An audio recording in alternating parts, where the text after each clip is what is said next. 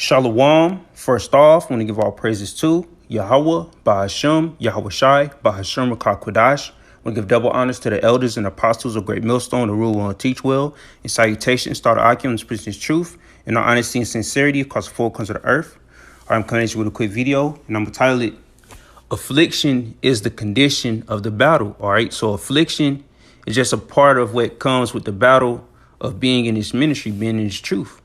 All right, so you're going to go through affliction in this thing, man. All right. So that's one of the main things that we got to go through. Got to count the cost of that. Or as scripture say, you counting the cost of, what you got to give up. You weighing things, weighing the matter. All right. As the scripture say, so with anything you doing, you got to count the cost, whether you're going to war, whatever the case may be. All right. So we counting the cost with us, of us coming in this truth. And I'm here in 2nd Esdras, chapter 2, starting at verse 56, to make it make more sense. All right, so the 2nd Esdras, chapter 7, verse 56, for while we lived and committed iniquity, we considered not that we should begin to suffer for it after death. All right, so that's something we ain't taking in consideration. We didn't count that cost. All right, about, in our past lives, we all fell short of the grace of the Most High. We all committed iniquity. We all committed sin. All right. We all committed wickedness. All right. But while we live, we didn't take no account. As a whole, our people don't take that in account. OK, all this what you're doing, you're going to pay for it in your next life. All right. So while we live, we committed iniquity. We consider not that we should begin to suffer for it after death. So you're going to suffer for it after your death when you come back into a new life. All right. But, by us, having understanding of that, that's why we're trying our best to follow the law, statutes, commandments to the best of our ability. All right, we're trying not to let our iniquity cause us to get judged, in these last days. All right, because what we believe, this is our last incarnation on this side in these fleshly bodies, man, in these wicked ass vessels. All right, so if we was to die on this side, we won't come back in the kingdom with that new body, man. All right, we're not of that fold, but Lord willing, we hope you are. So we're not going to suffer this time after death, Lord willing. All right, verse 57, then answered he me and said, this is the condition of the battle which man that is born upon the earth shall fight. All right, so that's something that we got to fight, man. We got to fight against the flesh. We're receiving affliction. But as I'm going to get in 2 Corinthians, this is our light affliction. All right, so, this is the condition of the battle, man. This is what comes with us being on this earth right now, being ruled in wickedness. That's something got to go through. All right, we got to count the costs, weigh it at hand, weigh the matter, the pros and the cons. And that's what a lot of guys don't do when it comes to this truth. They don't count the costs or understand the condition of the battle. They don't understand the temptation. All right. They don't understand the things you're going to go through. All right. In your mind, basically through the spirit. They don't understand that. All right. Verse 58, that if he be overcome, he shall suffer as thou hast said, but if he get the victory, he shall receive the thing that I say. All right, so, we're trying to overcome and receive the victory, man. All right, we're trying to have victory over the flesh. All right, we were doing that old man, becoming a new man every day. So, hey, it's the flesh, all right, at war with the spirit, man. All right, the flesh and the spirit is constantly at battle, at war with each other. All right, let me get 2 Corinthians first. All right, chapter 4. All right, so this is 2 Corinthians chapter 4, starting at verse 16. For which cause we faint not, but though our outward man perish, yet the inward man is renewed day by day. So our inward man is being renewed day by day. The outward man perish, and we're renewing, the inward man. Or he putting on the spiritual man and casting off that wicked, that carnal man. And that's what some guys coming to the truth don't do. They don't put off that old man. They keep the ways of the old man on them. And then they end up getting casted back into the world. Verse 17, for our light affliction, all right, which is but for a moment, worketh for us a far more exceeding and eternal weight of glory. So this little light affliction we're going through, we understand it's a light affliction. It's not going to last forever. We know that the kingdom is coming, man. We damn near can taste it, man. All right, for our light affliction. All right, this is our light affliction. All right, is but for a moment. It's only for a moment. It's not forever. It's not going to be for an extended, super long period of time. It's only for a moment, man. All right, all I got to do is hold on and endure. So it's going to work for us a far more exceeding and eternal weight of glory, man. All right, so that's what we're waiting for, man. All right, waiting for that eternal weight of glory, which is the kingdom, receiving that crown, man. Hold fast to what you have so you can receive that crown from the Lord, man. All right, this is Ecclesiastes chapter 2, starting at the top. It says, my son, if thou come to serve the Lord, prepare thy soul for temptation. You got to prepare your soul to be tempted, man. All right, by the flesh. All right, the flesh is weak, but the spirit is willing, man. So your flesh going to be tempted. So when you come to serve the Lord, you got to prepare your soul for temptation. You got to prepare it. That's a condition of the battle, man, to be tempted by the flesh, be tempted by Satan, man. Satan try to, corrupt your thoughts, your mind, man. You got to fight. You got to fast and pray, man. You got to resist the devil, man, and he will flee, man. By the way of prayer, by the way of you coming to Yahweh while Yahweh Shai. That's how you resist them temptations, man.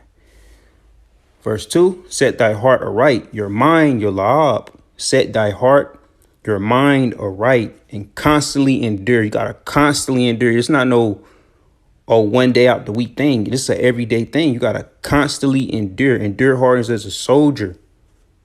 Or you got to endure hardness as a soldier, man.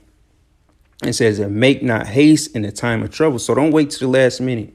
Don't try to hasten and hurry when trouble come, when Jacob's trouble come, when all our hell break loose. Don't wait. All right.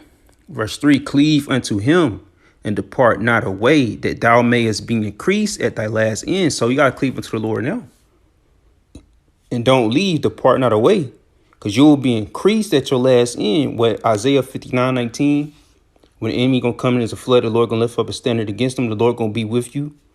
All right, by the way of, you may receive spiritual power, be protected, be fed, be clothed, be sheltered. So you're going to increase at your last end, man. All right, especially all the way going into the kingdom, man. You're going to be increased. All right, verse 4, whatsoever is brought upon thee, take cheerfully. And be patient when thou art changed to a lower state. So whatever is brought upon you, take cheerfully. The little hell, the little affliction go through.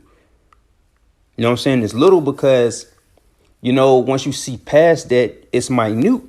Right? In the aspect of, like, dang, you make it through, make it out of that furnace of adversity, made it out that fire. Right?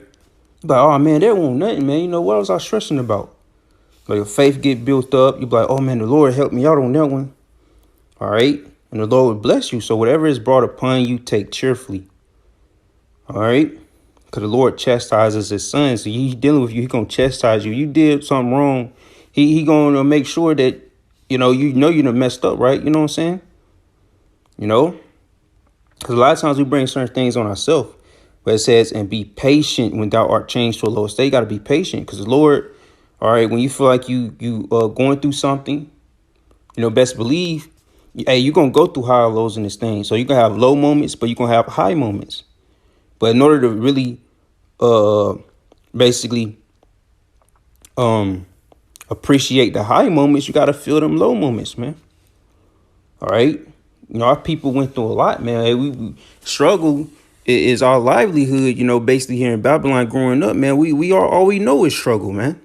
So we already in the mindset that, it ain't gonna last forever. We always hope for the best, but the best is on its way, man. All right. So whatever is brought upon us, man, you gotta take cheerfully, man, because when we change to a lower state, best believe the Lord gonna uplift us. That's how we get our faith build up. You go through them low moments to get them highs, man. All right, them high moments when the blessings come in, start pouring in.